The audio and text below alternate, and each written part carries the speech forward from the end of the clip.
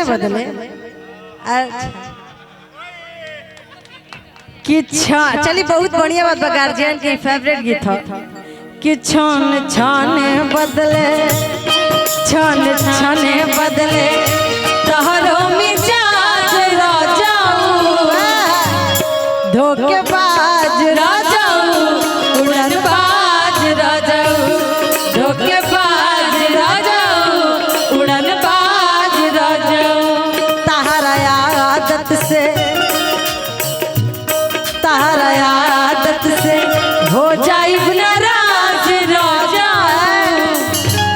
खाली हम गाना गाओ तनी बाकी बोल हमरा भौजी के है धोखेबाज राजा उड़नबाज राजा धोखेबाज राजा उड़नबाज राजा। और आशीर्वाद हमने के राजीव भैया राजकुमार भैया धप्पू भैया के तरफ से बहुत बहुत धन्यवाद। धोखेबाज राजा उड़नबाज राजा धोखेबाज राजा उड़नबाज राजा। दिन पर दिन बिगड़ल जाता रुपवा के दशा नशा छोड़बा की ना। दिन पर दिन बिगड़ल जाता रुपवा के दशा नशा छोड़बा की ना। तहरे फिक्रिए भइली गलल बाधा साना सा छोड़बा तहरे फिक्रिए भइली गलल बाधा साना सा छोड़बा की ना। धोखेबाज राजा धोखेबाज राजा उड़नबाज। आगे कहतरी घर भर के जिमा सैया हमरे का पारवा हमरे का पारवा हो हमरे का पारवा। देहिया में दर्द ने चढ़ल बुखार नाम नाम नाम जान लो नाम जान ला नाम नाम सुन लो। घर भर के जिम्मा सैया हमरे का पारवा हमरे का पारवा हो हमरे का पारवा। देहिया में दर्द ने चढ़ल बुखार बा हो चढ़ल बुखार। राजकुमार उर्फ धप्पू भैया की तरफ से बहुत बहुत पुरस्कार। राजकुमार उर्फ धप्पू भैया काहे आवत नहीं खा काहे आवत नहीं खा आदत से बाज राजाऊ धोखेबाज राजाऊ उड़नबाज राजाऊ धोखेबाज राजाऊ उड़नबाज राजाऊ।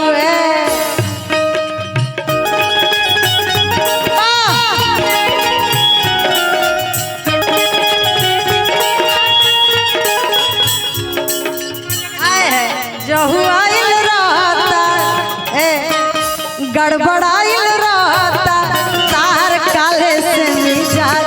जहु आइल रहता तार काले से मिजाज राजाऊ उड़नबाज।